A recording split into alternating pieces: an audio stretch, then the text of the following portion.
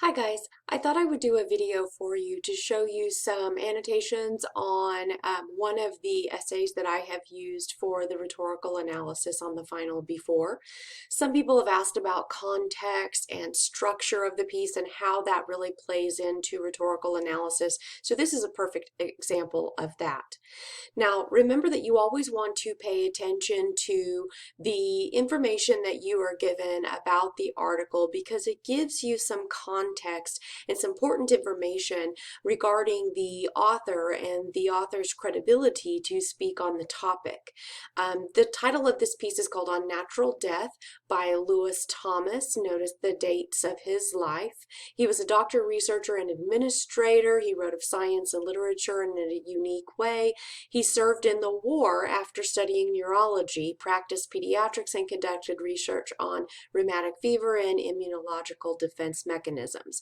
So he has credibility to talk about death. And so you can see why these things are marked as a way of indicating their importance so that I can remember that when I write about this article in my own rhetorical analysis. This starts off as passive voice. And, you know, if you will notice anytime someone is doing something that you've been told not to, you know, then you can ask yourself the question, why is this person deviating from an academic form or a formal form? And think about how that plays on the audience, okay? So it starts off with these expletives. There are so many new books about dying that there are now special shelves set aside for them in bookshops, along with the health diet and home repair paperbacks and the sex manuals. So it's setting up that this is some, you know, kind of intriguing idea. People are fascinated with this concept of dying, right? Almost like there's some, you know, correct way to do it. Some of them are so packed with detailed information and step-by-step instructions for performing the function that you'd think this was a new sort of skill which all of us are now required to learn. Now, the contraction and second-person usage makes it informal, right? The strongest impression of the casual reader gets is leafing through is that proper dying has become an extraordinary, even exotic experience, something only the specially trained get to do. And so, you know, this tells me there's a little bit of irony here, you know, that there's some method of proper dying, which of course we all know there isn't an especially proper way to die necessarily. But that people kind of think that of this as like a taboo subject. The language constructions that are being used here are unique. He's got, you know, this thing that he's talking about that's really pretty natural. It happens to everyone at some point, and yet, you know, we liken it to some exotic experience. And, you know, when you're annotating, you can also think about what effect does this have on me? What does this make me think of? And I don't know if you remember the old film, I think it came out in maybe the 90s, called Meet Joe Black with Brad Pitt.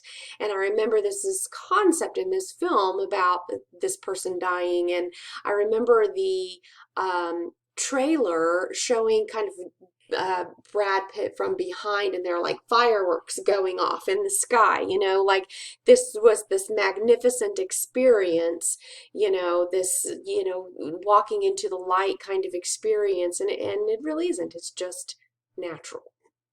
He goes on to say, also, you could be led to believe that we are the only creatures capable of the awareness of death.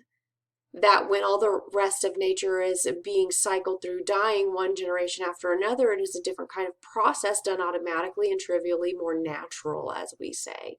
So make sure you pay attention if there's any mention of the title in the piece. That's title significance I think is important. There's something about this paragraph that he's really wanting us to pay attention to.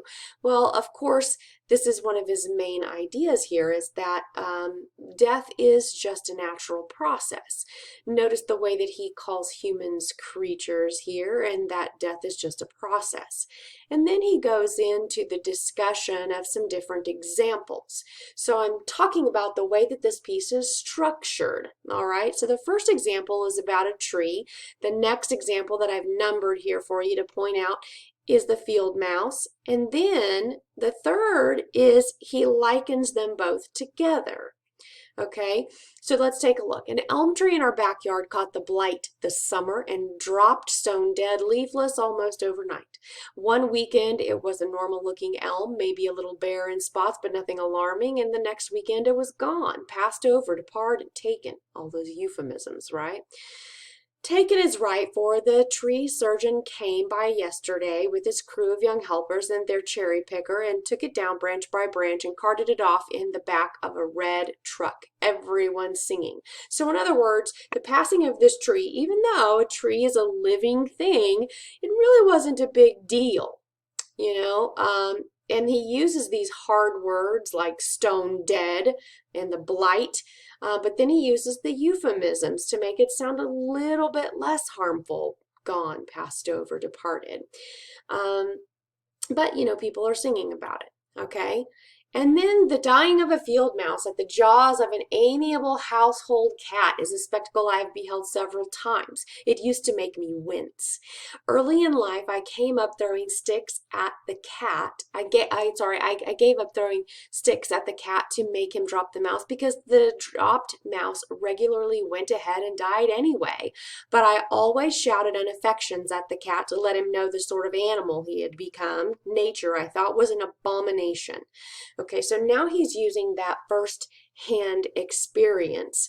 And so he's got credibility once again, but he's not talking about his patients and being a doctor. He is talking about, you know, this tree dying, not a big deal. This mouse, oh well, you know, nature. So notice that he uses a mouse, which is a wild, icky animal, instead of a dog. You know, because he is trying to put his audience at a distance from this content. He doesn't want us to be scarred by thinking about, you know, old Fido, our best loved dog from our childhood, dying. Instead, he wants us to think about death in a detached way. Remember when we read The Things They Carried, the author of that piece spoke about death in a rather detached way as well. Okay, so putting it together, he says, recently I've done some thinking about that mouse, and I wonder if his dying is necessarily all that different from the passing of our elm. So he's likening these two living things, right? The main difference, if there is one, would be in the matter of pain. I do not believe that an elm tree has pain receptors, and even so, the blight seems to me a relatively painless way to go, even if there were nerve endings in a tree, which there are not. But the mouse dangling tail down from the teeth of a gray cat is something else again, with pain beyond bearing, you'd think, all over his small body. So he uses some imagery here, right, to make us picture it, and yet he still talks about it in such a way that doesn't really horrify us because it's just an old icky mouse, right? So he goes on to say, new paragraph, notice the expletives again, which matches the beginning of this piece. There are now some plausible reasons for thinking it is not likely at all, and you can make up an entirely different story about the mouse and his dying if you like. At the instant of being trapped and penetrated by teeth, peptide hormones are released by cells in the hypothalamus and the pituitary gland. Instantly, these substances, called endorphins, are attached to surfaces other than cells responsible for pain perception. The hormones have the pharmacologic properties of opium. There is no pain. Now look at his sentence structures and what he's done here. This is a short, simple sentence in the middle of all of these long, complex sentences and jargon to set it apart and make us see it. Okay? He's also been so far very casual in the way he's talking to us, but now he's starting to get these science terms involved and medical terms involved because it again keeps us at a distance from the emotion of what he's talking about. Thus it is that the mouse always seems to dangle so languidly from the jaws, lies there so quietly when dropped, dies of his injuries without a struggle. If a mouse could shrug, he'd shrug. Okay, so again, it's not a big deal because there's no pain. Now notice he goes into first person, so he's starting to bring it down to a more personal level. I do not know if this is true or not, nor do I know how to prove if it is true. Maybe if you could get in there quickly enough and administer naloxone, a specific morphine antagonist, you could turn off the endorphins and observe the restoration of pain, but this is not something I would care to do or see. Remember that doctors have to sign that Hippocratical oath that basically they're not going to hurt people on purpose. It would be unethical for him to do so. So this doesn't hurt his credibility for him to say, I don't know if it's true or not. It actually enhances his credibility because he says, I'm not going to hurt someone to find out if I'm right. Okay, I think I will leave it there as a good guess about the dying of a cat-chewed mouse, perhaps about dying in general. The worst accident I've ever seen was in Okinawa in the early days of the invasion when a Jeep ran into a troop carrier and was crushed nearly flat. Inside there were two MPs trapped in bent steel, both mortally hurt, only their heads and shoulders visible. We had a conversation while people with the right tools were prying them free. Sorry about the accident, they said. No, they said. They felt fine. Is everyone else okay? One of them said. Well, the other one said, no hurry now, and then they died. So again, notice this is a personal experience that he had, which gives him credibility for his argument. And notice he does the same thing that they did in the things they carried. There are no quote marks around the dialogue here. Dialogue is used to build a quality of immediacy with a reader, and he does not want you to be in this immediate situation. He wants you to know what was kind of said, but he doesn't want you to be emotional about it because he is telling this in a reporting style that's unemotional because he wants you to believe that there's no pain in death. Okay? And last paragraph. Notice again, he went from tree to mouse to men. Okay, so there's a very specific structural purpose going on here to keep us at a distance from the emotion involved with the topic of death. Pain is useful for avoidance, for getting away when there's time to get away, but when it's in game and no way back, pain is likely to be turned off. And mechanisms for this are wonderfully precise and quick.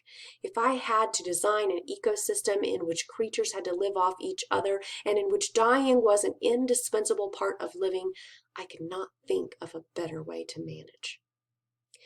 So in other words, he's saying, if I were God, that's the way I'd do it. Okay, so again, he's built up to his argument, all right? So this is inductive reasoning rather than deductive reasoning that we're so used to.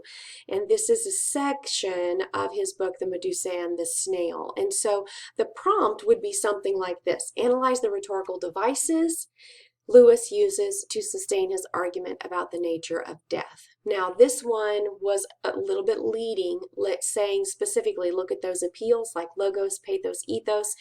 The diction, look at the word choice. What is his word choice doing to give us information? The language constructions, syntax, the sentence structures, and the arrangement of the piece itself. So that's a look at how to annotate and look purposefully at a piece and ask yourself, why is this written the way that it is? And does it successfully conclude its argument? And that's the essay that I would write for rhetorical analysis. My main focus here is not going to be on just the rhetorical devices, for example. But I'm going to talk about the lack of pathos and how he uses this structure of this piece and his language in order to get his point across. Instead of going, here's a paragraph on pathos and here a paragraph on logos, I'm going to talk about the effect of the argument on the reader. Okay? So I hope this helps. Good luck. Let me know if you have questions, and I'll talk to you soon.